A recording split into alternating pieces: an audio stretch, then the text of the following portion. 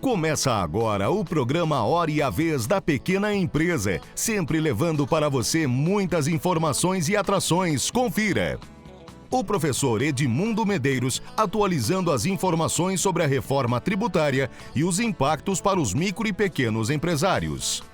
O advogado Marcos Bernardini explicando sobre os cadastros informativos dos créditos dos consumidores, mais conhecidos como SPC e Serasa. E nesta semana, o presidente do Simp, Joseph Cury, entrevista o relator da reforma do Imposto de Renda, senador Ângelo Coronel. Fique conosco.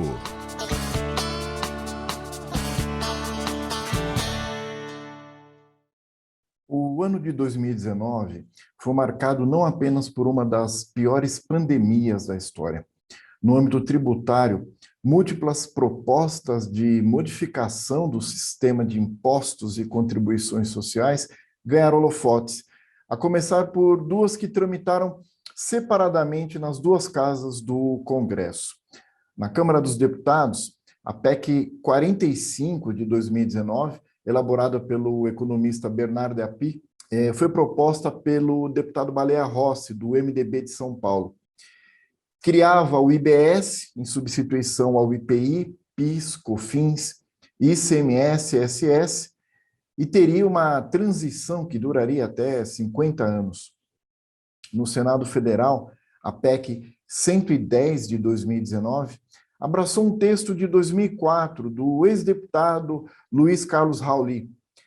Criava o IBS, em substituição ao IPI, PIS, COFINS, IOF, Salário Educação, CID, Contribuição Social sobre o Lucro Líquido, ICMS e ISS. O governo federal, por meio do Ministério da Economia, propunha a criação de um imposto único federal, mas que substituiria apenas PIS, COFINS, IPI, IOF e Contribuição Social sobre o Lucro Líquido. De forma separada, ele pretendia promover alterações tanto no imposto de renda da pessoa física, quanto no imposto de renda da pessoa jurídica. De outra banda, ainda no ano de 2019, secretários de Fazenda dos estados abraçavam a PEC 45 do deputado Baleia Rossi, do Senado Federal, que tramitava no Senado Federal, desde que a União fosse excluída da gestão desse tributo único.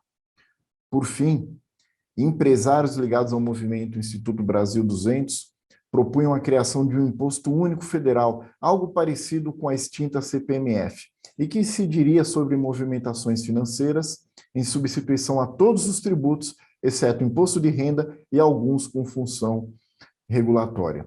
2 anos depois, agora em 2021, apenas as alterações pretendidas pelo governo federal no imposto de renda avançaram por meio do PL 2337 de 2021, que passou apenas pela Câmara dos Deputados, sem perspectivas claras ainda quanto à celeridade do seu avanço no Senado Federal. Neste momento, no entanto, o Senado volta a sua atenção para a PEC, a proposta de emenda constitucional número 110, que em conjunto com o PL 3887 de 2020, reformula os tributos que incidem sobre o consumo, criando o que está sendo chamado como IVA dual, ou Imposto sobre Valor Agregado Dual. Ele substituiria PIS e COFINS, com a criação do que é chamado Contribuição sobre Bens e Serviços, a CBS, e também substituiria ICMS e ISS pelo IBS, o Imposto sobre Bens e Serviços Subnacional. Tal proposta de unificação do ICMS e do ISS no IBS, se aprovada, terá impacto contundente sobre o atual formato de tributação de bens e serviços. Por exemplo, esse novo tributo ele teria legislação única, aplicável em todo o território nacional, ressalvada a autonomia de cada estado e município para fixar a própria alíquota, tanto do ICMS quanto do que atualmente é o ICMS e também do que atualmente seria o ISS. A tributação seria feita conforme a alíquota do local do destino da operação ou prestação de serviço, invertendo a regra atual. Esse imposto ele não integraria a própria base de cálculo, o que, em outras palavras, significa que ele não seria calculado por dentro do preço, como ocorre hoje com o ICMS, e seria apurado por estabelecimento, mas recolhido de forma centralizada, nacionalmente. Esse horizonte de importantes modificações no sistema tributário impõe aos atores envolvidos uma reflexão sobre o legado que a reforma tributária pretende deixar para pequenas e microempresas, sendo certo que qualquer retrocesso, não apenas do ponto de vista de carga tributária, mas também quanto à simplificação do sistema de tributação dessas empresas, que são as maiores empregadoras do país, significaria, sem sombra de dúvidas, um grande retrocesso para toda a economia e, em última análise, para toda a nação.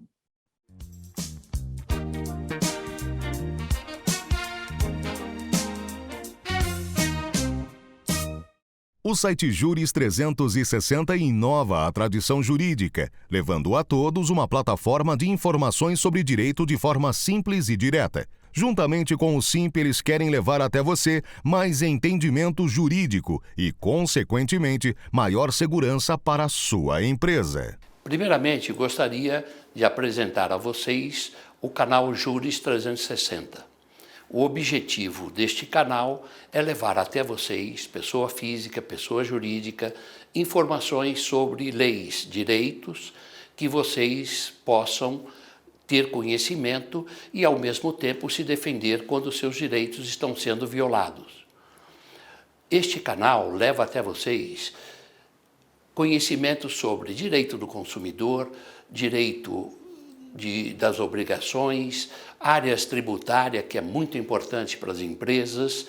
Qualquer pergunta que quiserem fazer, acione o canal através das redes sociais, nas lives, e vocês podem entrar no site e fazer o questionamento através do WhatsApp.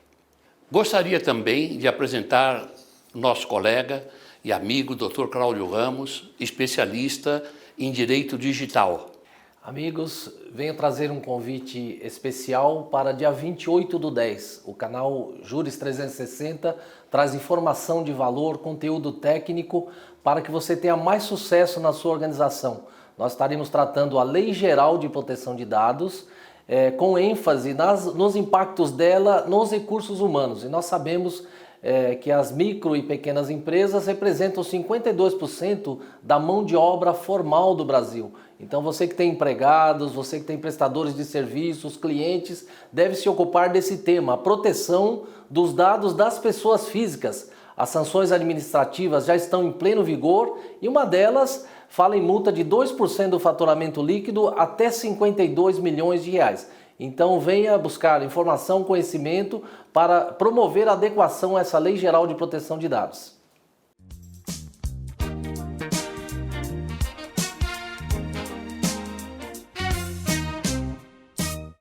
Tanto o empresário quanto o consumidor têm à sua disposição cadastros, seja hoje positivo ou negativo, em razão do seu crédito.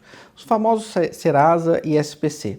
São órgãos, então, que servem para ter ali as informações a respeito da vida, da saúde financeira do consumidor. Antigamente, esses órgãos cadastravam apenas a inadimplência, ou seja, no caso do consumidor, ter algum tipo de débito. Hoje é possível também o próprio consumidor, chamado cadastro positivo, ele fazer o seu cadastro dizendo que ele não tem nenhum tipo de negativação, não tem nada então que desabone a sua saúde financeira. E isso serve para que ele consiga empréstimos, financiamentos, ou seja, melhora a sua possibilidade de compra, de aquisição de produtos. Agora, para o empresário é importante esse tipo de cadastro porque ele dá publicidade à eventual inadimplência do consumidor.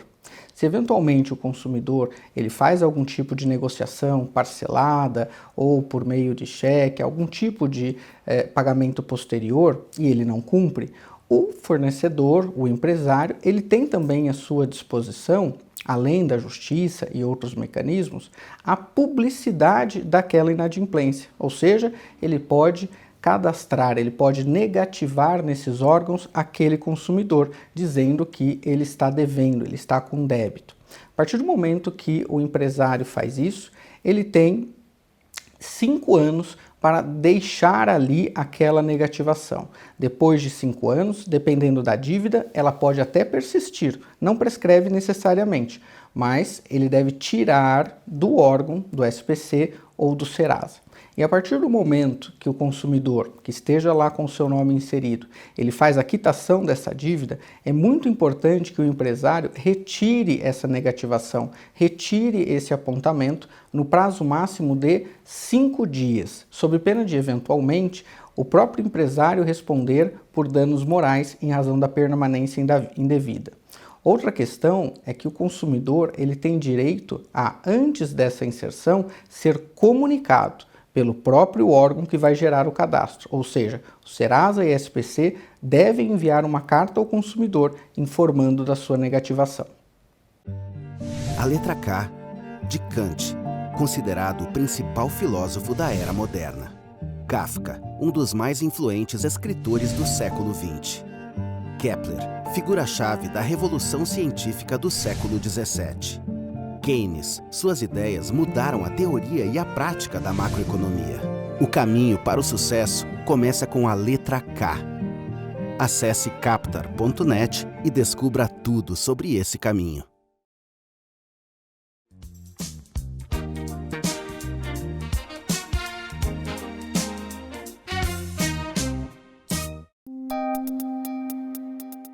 Entrevista da semana. O nosso convidado de hoje é o senador Ângelo Coronel. É o relator do projeto de lei do Imposto de Renda. Projeto esse que foi aprovado pela Câmara dos Deputados, que está hoje sob a relatoria do senador Ângelo Coronel no Senado Federal. Senador, é um prazer tê-lo conosco. Uri, antes de começarmos essa entrevista, eu queria agradecer o convite. Você, um jornalista renomado, faz um grande programa setorizado, visando muito a pequena empresa. Não é à toa que o nome do programa é A Hora e a Vez das Pequenas Empresas. Estou aqui à sua disposição, à disposição de todos os nossos telespectadores que desejarem saber algo do humilde senador da República, Ângelo Coronel, do Estado da Bahia. Nós que agradecemos muito a participação e nós vamos chamar que durante 1 minuto vai apresentar alguns aspectos para a sua análise, que fazem parte do projeto de lei, o advogado tributarista, Dr. Marcos Tavares Leite. O que a gente coloca aqui são alguns aspectos bastante relevantes em relação a esse projeto de lei. Ele gera efetivo aumento de carga tributária e também de complexidade. Desestimula investimentos dos próprios empresários nas suas empresas e ainda, dentro dessa complexidade, vai gerar distribuição disfarçada de lucros e dividendos, planejamentos fiscais.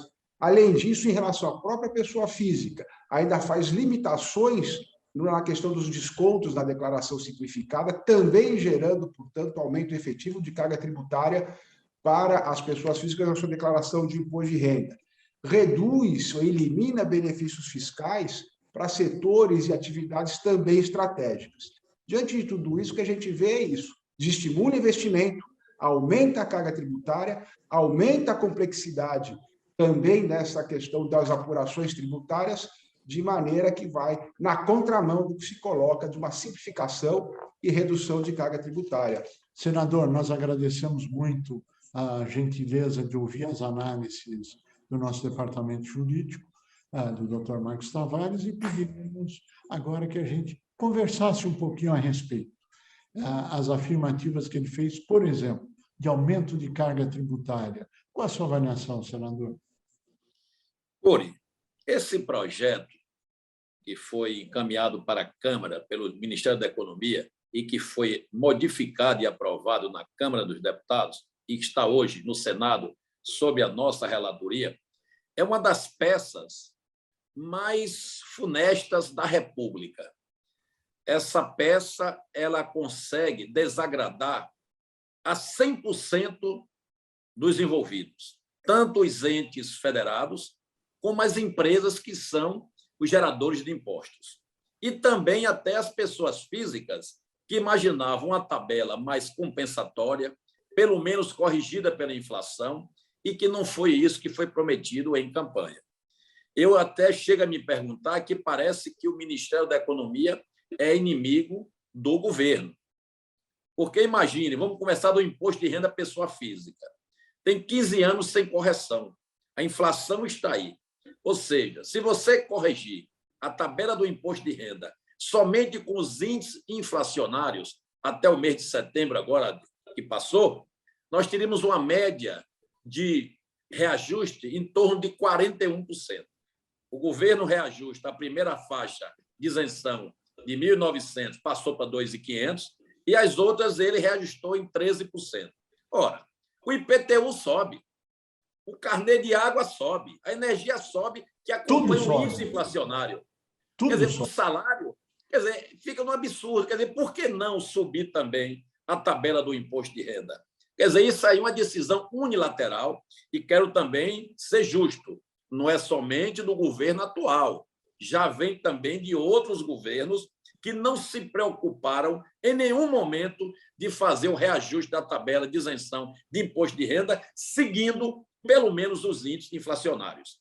Estou apresentando uma modificação no qual a tabela do imposto de renda em todas as suas faixas deve ser reajustada pelos índices inflacionários do último reajuste, agora para esse mês em vigor. Esse é o primeiro passo que pretendo fazer no nosso relatório quando resolvermos apresentá-lo. Quando eu digo quando resolvermos, porque só depois que eu me convencer, que eu ouvir todas as pessoas envolvidas, ouvirmos o cobrador, que é o governo, e ouvirmos o pagador, que são as empresas.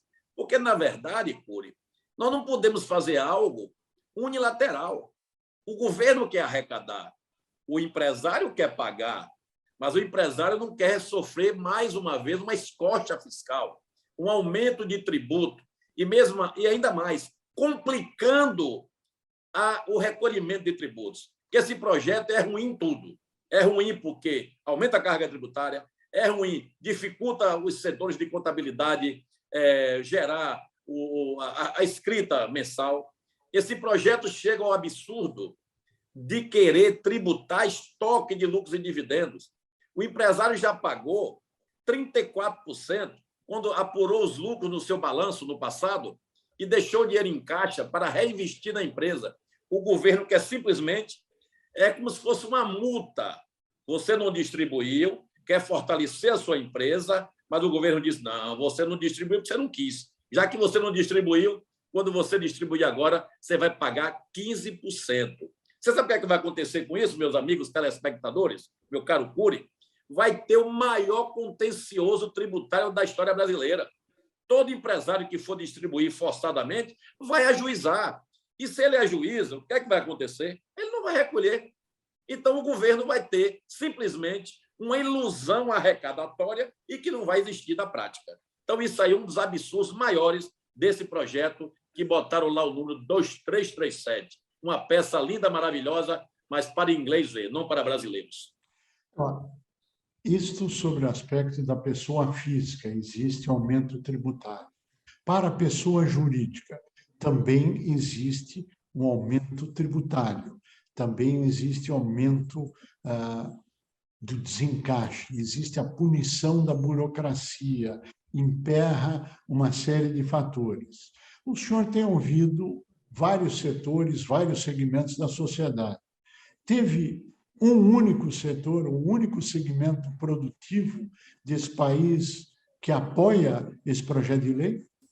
Eu sempre tenho dito nas palestras, nas reuniões, que sou convidado por várias entidades representativas que são responsáveis pelo PIB brasileiro, e eu sempre tenho dito, cui bono, a quem interessa? Porque, na verdade, eu já ouvi vários segmentos, todos insatisfeitos. Indústria, comércio, setor de serviços, profissionais liberais, ou seja, advogados, médicos, e os municípios revoltados, que vai ter uma frustração de receita, os estados revoltados, que vai ter uma frustração de receita, e também a União, terá uma frustração de receita. Eles ficam com o argumento que vai ter uma arrecadação estrutural. Mas isso aí é futurologia. Os estados e municípios têm folha de pagamento a pagar, estados e municípios têm despesas médicas, de limpeza pública.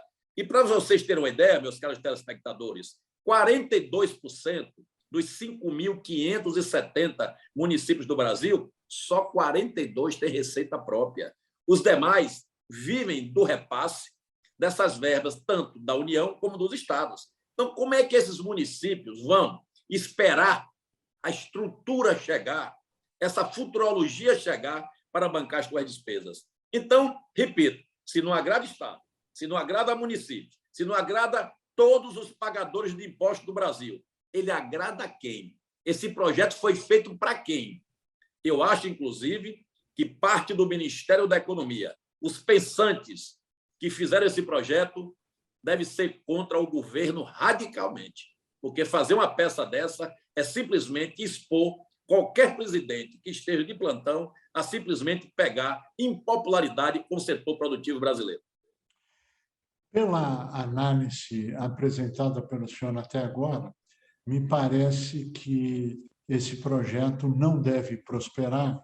Aliás, é o que está sendo anunciado pela imprensa no transcurso dessa semana, inclusive pronunciamentos feitos.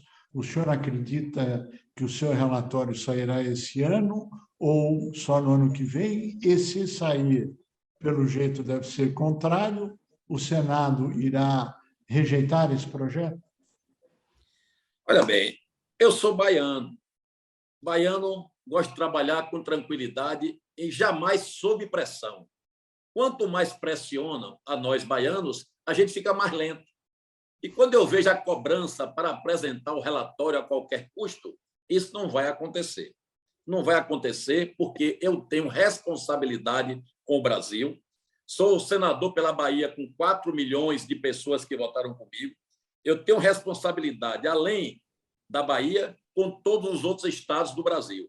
Eu não posso encaminhar um relatório favorável, aqui cedendo tudo que veio da Câmara, porque eu acho que tem que mudar várias coisas e nós estamos estudando essas mudanças, porque sair da minha lada esse relatório seguindo o que foi aprovado pela Câmara, jamais. Eu vou simplesmente fazer o relatório, vou tentar negociar com a Câmara dos Deputados para que esse projeto, ao retornar à Câmara, já que ele vai ter modificações, a Câmara acate as minhas modificações e não simplesmente voltar ao projeto original aprovado pela Câmara e desprezar as nossas alterações. Isso aí que eu estou costurando. Se eu não sentir a firmeza do compromisso para isso, eu confesso aos senhores telespectadores, ao meu querido Cury, que esse projeto ficará na minha mão até o meu poder de convencimento possa convencer os deputados que vão votar nele, vamos votar da primeira vez, que esse projeto, como veio da Câmara, é um projeto que prejudica o Brasil. E se prejudica o Brasil, eu sou contra. Senador, nós queremos agradecer muito a sua participação, parabenizá-lo pela postura em prol do Brasil, em prol do setor produtivo de todas as áreas, indústria, comércio, serviço, enfim, não só do setor produtivo, mas também da sociedade civil, porque o senhor realmente busca o bem maior, que é uma legislação que viabiliza o cumprimento por todos e o desenvolvimento do país. Queremos agradecer muito a sua participação e pediríamos as suas considerações finais para encerrar essa entrevista. Eu agradeço a oportunidade de ter mais um canal para explicar o que está acontecendo com essa reforma do imposto de renda, porque a reforma ela é feita para melhorar e não para piorar. E a reforma proposta pelo governo e aprovada na Câmara, que veio com as modificações para o Senado, é uma proposta que, de bom para o governo brasileiro, não tem nada nem para o governo municipal, nem para o governo estadual, e bem menos ainda para todos aqueles geradores de impostos. Obrigado a você, Cury, obrigado aos telespectadores por ter nos escutado, visto até esse momento. E dizer que estarei sempre presente para tecer qualquer esclarecimento a respeito desta funesta reforma do imposto de renda. A letra K, de Kant, considerado o principal filósofo da era moderna. Kafka, um dos mais influentes escritores do século XX. Kepler, figura-chave da revolução científica do século XVII.